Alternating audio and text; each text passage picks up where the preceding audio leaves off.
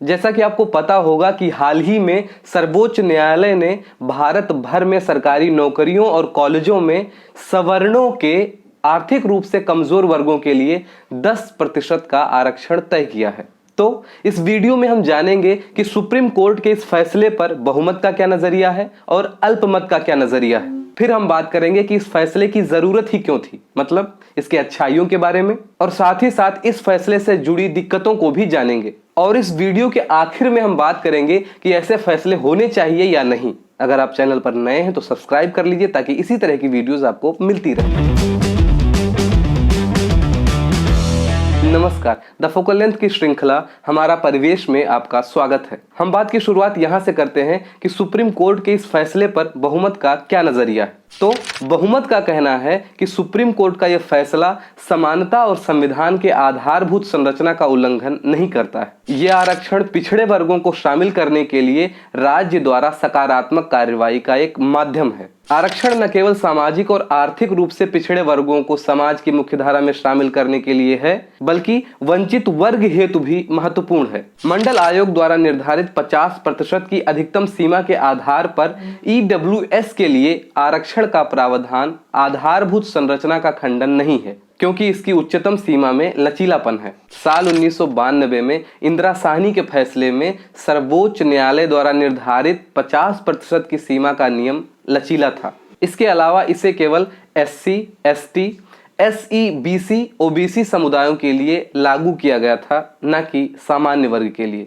अनुसूचित जाति, अनुसूचित जनजाति और पिछड़ा वर्ग, जिनके लिए पहले से ही अनुच्छेद 15(4), 15(5) और 16(4) में विशेष प्रावधान किए गए हैं, सामान्य या अनारक्षित श्रेणी से अलग। ये तो रहा बहुमत का नजरिया। अब बात करते हैं कि सुप्रीम कोर्ट के इस फैसले पर अल्पमत का क्या नजरिया है। तो कुछ लोगों का कहना है कि आरक्षण को एक समान पहुंच सुनिश्चित करने के लिए शक्तिशाली तंत्र के रूप में डिजाइन किया गया था। आर्थिक मानदंड को शामिल करना और SC, ST, OBC को इस श्रेणी से बाहर करना तथा ये मानना कि ये लाभ उन्हें पहले से ही प्राप्त है, अन्याय है। EWS कोटे में एक समान अवसर देना एक पुनर्मूल्यांकन तंत्र हो सकता है, और SC, ST, OBC का बहिष्कार करना समानता कोड के खिलाफ भेदभाव करता है तथा संविधान की आधारभूत संरचना का उल्लंघन करता है।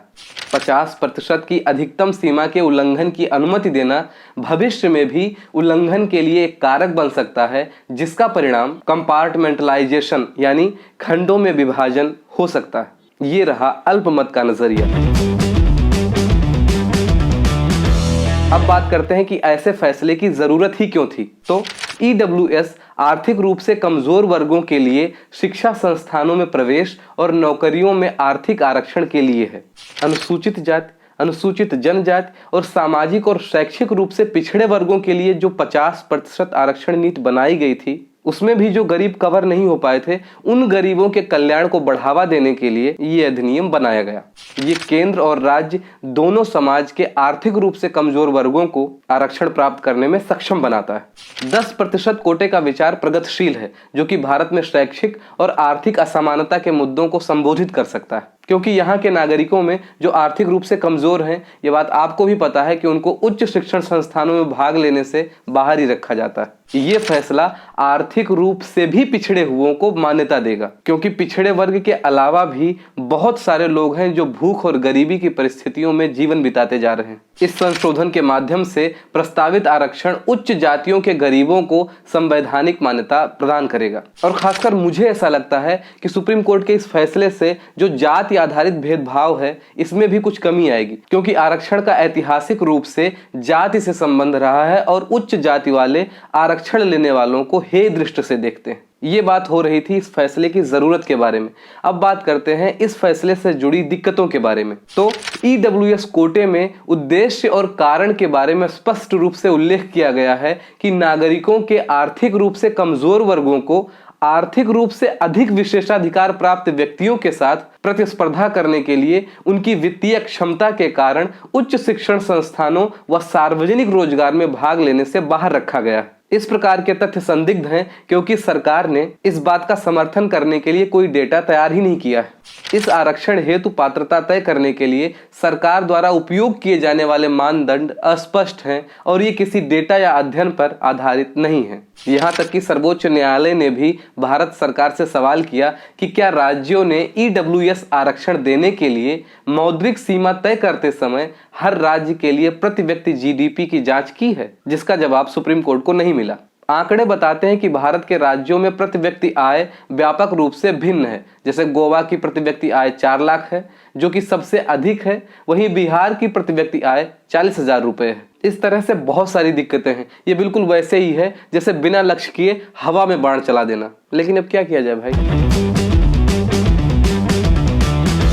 अब अंत में बात करते हैं कि ऐसे फैसले होने चाहिए या नहीं। तो अब समय आ गया है कि चुनावी लाभ के लिए आरक्षण के दायरे का लगातार विस्तार करने की भारतीय राजनीतिक दलों की प्रवृत्ति को रोका जाए और साथ ही ये भी महसूस किया जाए कि आरक्षण आर्थिक और सामाजिक समस्याओं का रामबाण इलाज नहीं है। विभिन्न मानदंडों के आधार पर आरक्षण देने के बजाय सरकार को शिक्षा की गुणवत्ता और प्रभावी सामाजिक उत्थान के उपायों का ध्यान देना चाहिए। इससे उद्यमिता की भावना पैदा होगी जो उन्हें नौकरी तलाशने के बजाय नौकरी देने की स्थिति में रखेगी।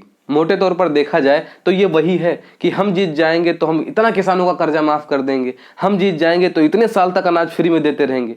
ये सब क्यों भाई? ये सब छलावा है। अरे उनको इस काबिल बनाओ कि वो खुद से कुछ कर पाए। उनको भिखारी क्यों बनाए दे रहे हो तुम कि हम तुम्हें ये दे देंगे, हम तुम्हें वो दे देंगे। भिखारी मत बनाओ उन्हें, उनको इस लायक बनाओ कि वो अपना कुछ कर सकें, अपने पैरों पर खड़े हो सकें। बाकी आप लोग खूब जानकार हैं। अगर वीडियो अच्छी लगी हो तो लाइक कीजिए, दोस्तों में शेयर कीजिए और अगर चैनल पर नए हैं तो सब्सक्राइब कर लीजिए ताकि इसी तरह की वीडियोस आपको मिलती रहे। धन्यवाद।